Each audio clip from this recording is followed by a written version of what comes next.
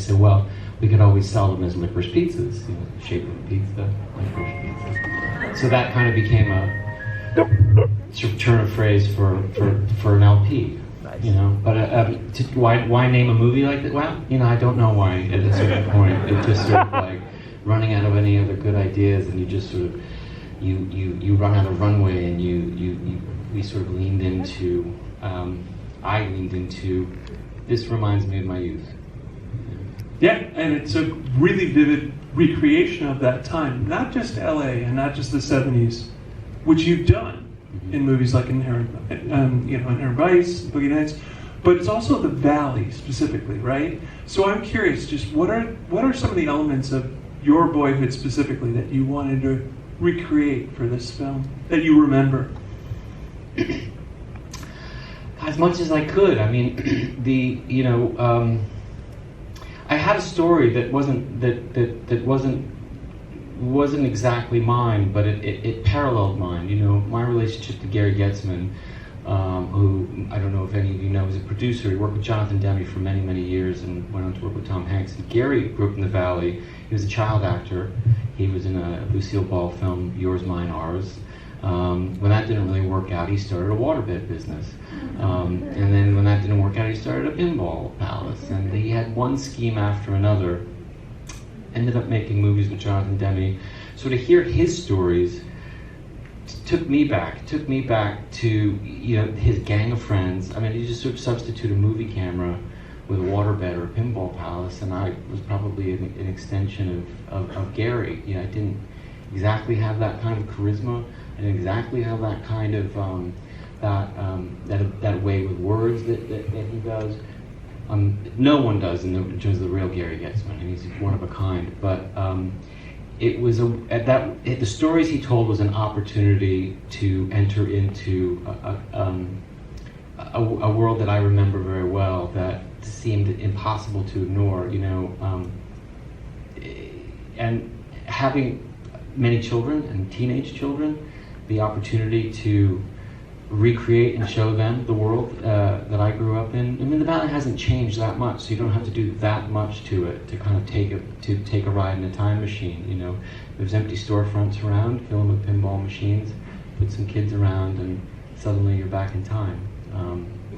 Yeah, it is a time machine, and these characters that you guys play, I guess they would be like your older cousins, maybe age-wise. Well, right, yeah, or my older siblings, actually, you know, yeah, for sure. I mean, you know, the story takes place in about '73. I was 3 years old, but, you know, my memories sort of begin in the gas crisis of '78. I remember that. I remember being in line with my mom in the station wagon, and it felt like the end of the world. In that moment, it wasn't, but it felt like it, you know, so I can. Recreating that and sending him down the line there and having him, we did it a bunch of times, and I sort of suggested to Cooper, it's got to feel like the end of the world to you, and sort of did it, it felt like that, like the kind of character who'd be happy to just go down in flames running along with his brother and enjoying the apocalypse somehow. So what did it feel for you two to be in this sort of vividly recreated 1973? It's been like landing on Mars or something. It was great. I loved it. It was shot. We also shot during COVID, so there wasn't a lot of room for seeing anyone really, except for the people that you were seeing every day on the set. And so it made for kind of the best experience because you were never taken out of it. And where I was staying was also very 70s, and I felt like I couldn't escape it, and I didn't want to. It was great. Also, Cooper didn't have his license, so I actually did have to drive him around. Yes, and I actually did have to drive him anywhere. So that was the bubble that was created. I'm curious, Alana. I know that you and Paul have collaborated on several videos with your band, Haim, but how did you guys connect at first? How did me and Paul connect? Yeah. Well, okay. Me and Paul kind of connected in a very crazy way. I mean, I feel like all three of us kind of all crashed into each other, but with Paul, my mother moved to Los Angeles when she was in her early 20s, and her first job in LA was to work at a school called Buckley as the art teacher. And one of her favorite students was Mr. Paul Thomas Anderson. As I don't know, how old were you when my mom taught you? I was like between the ages of 6 and 8. Yeah. The painting is I have to. Well, you're ruining the punchline, but that's okay. I was about 6 or 7 or 8 years old when her mom taught me in that time. But my mom obviously had not met my father yet, so she was Miss Rose. And we kind of heard the amazing stories that my mom would tell us about Paul. We would never believe that she actually taught him. I thought that my mom was lying constantly. And finally, it came a time where Paul had seen in our liner notes on our record that we had a mutual friend named Asa, and contacted Asa, gave Asa his email, and then Asa connected us by saying, "This is Paul Thomas Anderson's email. Email him. He wants to talk to you about something." And me and my siblings, I think, did 30 million pacing rounds around our house. Like, what do you say? Do you say hi? Do you say hey? Do you say, hey, it's Esty, Danielle, and Alana? Do you say, hey, we're the band Haim? Does he even know if this is even going to get to the right person? This is actually PTA. And we wrote, I think, like a 3-page letter to him, and we got invited to his house. And while we were driving to Paul's house, we all kind of made the collective decision: don't tell Paul that mom taught him, because what if he hated mom? That would be terrible. And then we would step in, tell him, and then the dinner would be over. And so we were all, we're not going to say anything. We're not going to say anything. Maybe if it comes up, maybe we'll say something. I don't know. And my sister Esty walked through the door, and the first thing she said was, "Hi, my name is Esty. Hi, my mom taught you. She was your art teacher at the Buckley School."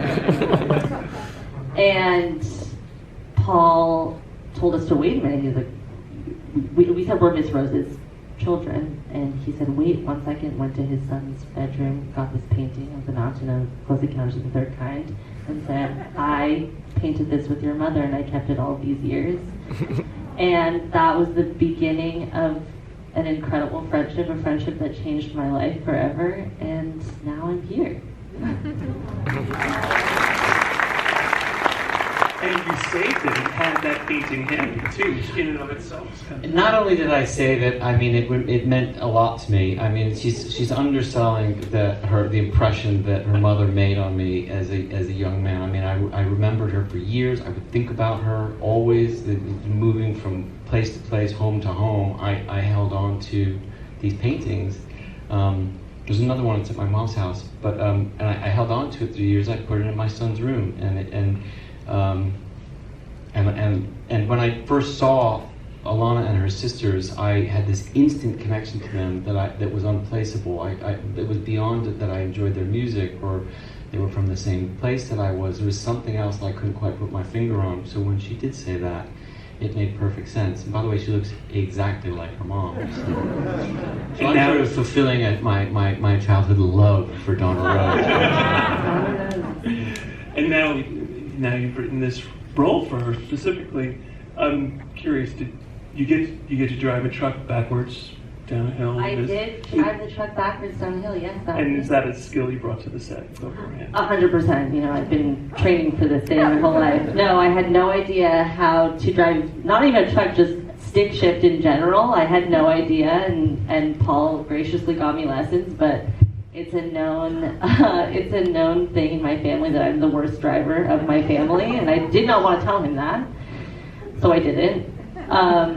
And really, I met this beautiful 70s U-Haul truck, and at first, our relationship started off pretty rocky. I think the first time I turned the car on and tried to move it, I stalled and the camera almost fell off, and I remember looking at Paul and being like, oh my god, he's never gonna, I'm fired. I'm totally fired. But I kept going. I fell in love with this truck, honestly, but I missed the truck. I missed driving that truck. It was a beautiful truck, and if you ever need me to move your house, I can do it for you if you would like. Backwards. Cooper, you obviously have a long backstory with Paul. Have you acted before? No, I have not acted. The only acting I've ever done is with Paul, but it was on a very lower scale with an iPhone and his kid, and I would always play the bad guy, and his kid would beat me up, and it was good fun. But no, I've never acted on this kind of scale before. I mean, the performance you gave was just so exuberant. There's something that's so intoxicating about watching Gary, and he's so confident all the time. How do you screw your charm up to that place, take after take? He's always operating. He is always operating. He definitely is. I would. He's always operating. He is always operating, isn't he? I would like to say that I'm good with people, and I actually find that I can talk to a lot of people, and I don't really get that nervous around them. I think the thing that Gary has that I don't is confidence. Is this immense amount of confidence in himself to talk to anybody, talk to Alana, and in the line, and that's the thing that I didn't have. That I would never do that. And that's what I had to get to, and that's what he had. Comes up very well in the film.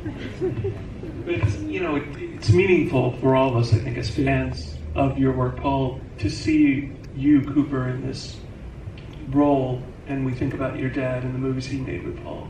So I do wonder, was that legacy front in your mind, or something that you had to think about, or not think about?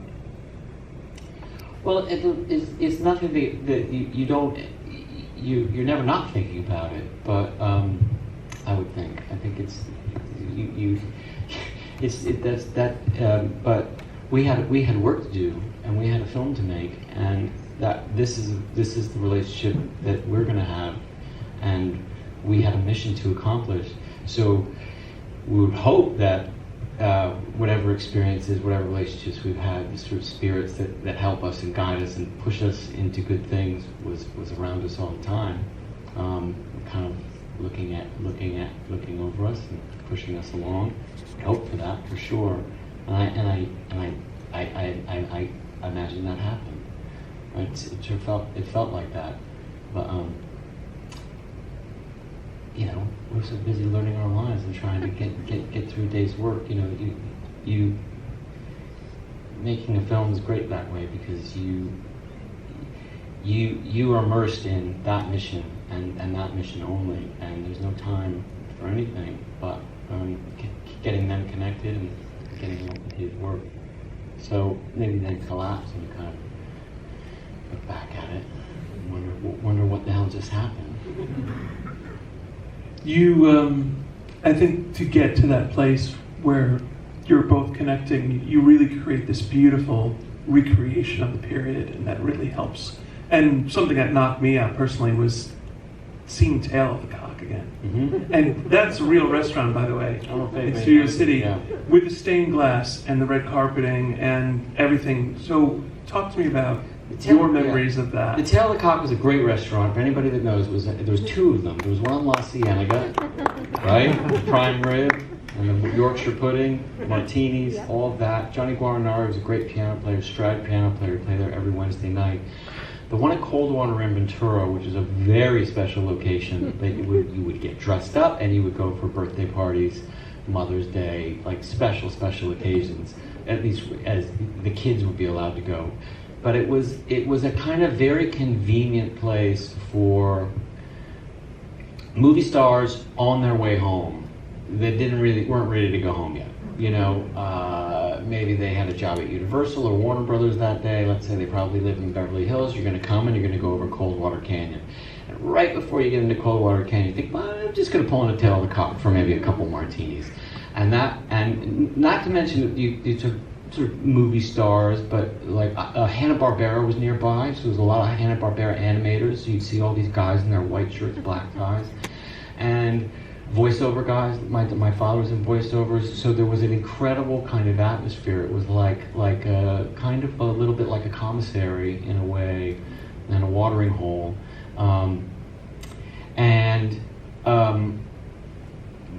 my experiences there, they're deep, and there's a huge memory. No, it's no longer there, unfortunately. The sequence in the film is also based on, there's a restaurant called the Ram's Horn, which was in Encino, and it was famous for a few different reasons. One of the reasons was that Sonny and Cher used to go there because they lived up the hill. Sonny and Cher would be spotted at the Ram's Horn. The other was, there's a local newscaster named Jerry Dunphy, very famous. He used to say, from the desert to the sea to all of Southern California, a good evening. And Jerry Dunphy would do we would be in the bar at 4:30.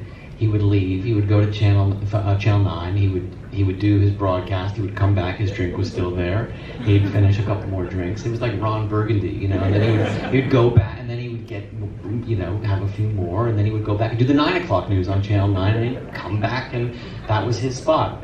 But it was really famous amongst my friends because Evel Knievel came in one night and had a few, and of course, like, the sort of locals were egging him on, like, do a stunt. And the Valley legend was, you know, I saw Evel Knievel jump 3 cars in the parking lot of the Ram's Horn one night, you know. And then somebody said, I was there, and I saw him crash into a parked car and wipe out, and then say, screw it, and go back in and get drunk. So that story had always stuck with me, never quite sure which one was true or not, and sort of used it and brought it over into this episode that Alana has with Sean Penn and Tom Waits. Those kinds of characters were always around the tail of the cock, and it was always, you know, it was an era of guys that was the kind of, not every night, but a couple nights a week. That was the kind of stuff that ended up happening at those types of places. I'm assuming that Jack Holden is a little like William Holden. Yes, he's a stand-in for William Holden, and there's a in the Rainbow, the film she's auditioning for is sort of loosely based on a film called Breezy. I don't know if anybody's ever seen it, but Clint Eastwood directed it with Kay Lenz and William Holden. And it's a lot of the dialogue we appropriated from Breezy. We call it Rainbow, but it's one of those May December pictures that they don't really make anymore. It's just it's loaded with your memories and Gary's real stories Yes. and memories and stuff. Another thing though about your process that I've always loved is just the way you choose music for your films. There's so many classic needle drops in so many of your films, and this one too. So I'm a little curious. Do you keep like a running list of films, of pieces of music or songs in like a file somewhere on your phone or whatever? Do you write some music? What's your process? Well, you know, I think you know, for a film in this era, it's been well covered ground, you know, and a lot of songs have been used many different times. So you're trying to be honest to the period and honest to what might have been on the radio. You're also trying to uncover some songs perhaps that you've never heard before, but hopefully songs that can push the story along, or will work gently pushing you through it. Maybe a little bit of support, or maybe you want to be front and center and really kind of help the film achieve liftoff. So yeah, I have a running list of songs that I think might work. You sort of got the radio on all the time, sort of hungry for something to emerge that you've never heard of before. You can get the Billboard 100 year by year. You can get that list and print it out and sort of comb through it and see what was popular in a certain month, and try to tailor it that way. And if that, and luckily, that can be very lucky. You sort of imagine, I've got to sing this. It's probably about May '73. What was on the radio? You know, this is radio and car culture particularly at that time. So you look for clues that way. But ultimately, you're just using a basic barometer of, does this feel right? Does it work in the scene? And is it helping to achieve forward momentum in the story? I mean, it kind of becomes that simple. And sometimes you cheat. Sometimes you lie and cheat. You use a song from 1975 and you stick it in and you hope no one will notice. And other times it's also nice too. You can make the mistake that you kind of forget that there was music before 1973. You have to always remember and bring that stuff in, which I think feels good. Feels great hearing Bing Crosby come on and sing with the Andrews Sisters. That was nice, you know. And to hear Nina Simone sing as well, you know, that's a lovely way to start the film. I didn't really know that song that well, and it came on the radio, and I thought, I'm stealing that one. That's great. That's a great way to start the film.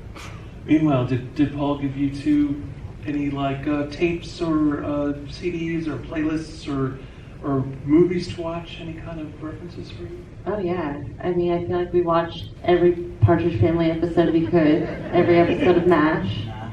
Me and Cooper made our own playlist that we would listen to every morning, every time we were getting ready to go on set. A lot of Band of Gold for Your Pain was my favorite. Anything that could get us ready for the day. I mean, I love the 70s. I've always loved that era. So it's easy for me. I think it was me and Cooper kind of discovering our own tracks that we loved, and it was great. Yeah, Paul made me a playlist, and I think I sent it to you, and it was for me and like all of the boys that I hang out with. I was supposed to send it to all of them, and of course it's on my iPhone, so it's not very 70s, but the music was 70s. And he also sent me, and I don't want to butcher the name, I feel like I might, KPPC, right? Yes. Okay, good, alright, good. Which was a radio station, and he would send me like the hour-long radio, like, I'm gonna say this so poorly. The broadcast. The broadcast. Yeah. And thank you. And I would just have them constantly playing. Whenever I was making breakfast or whenever, like, I would fall asleep to them. And I'd just have it constantly playing in the background. And that was kind of just something for it to constantly feel like I was in the time period. It was fun watching them both try to figure out how to use a rotary phone. That was really And this thing with the cord that attaches to the wall. that thing, More yeah. Cooper.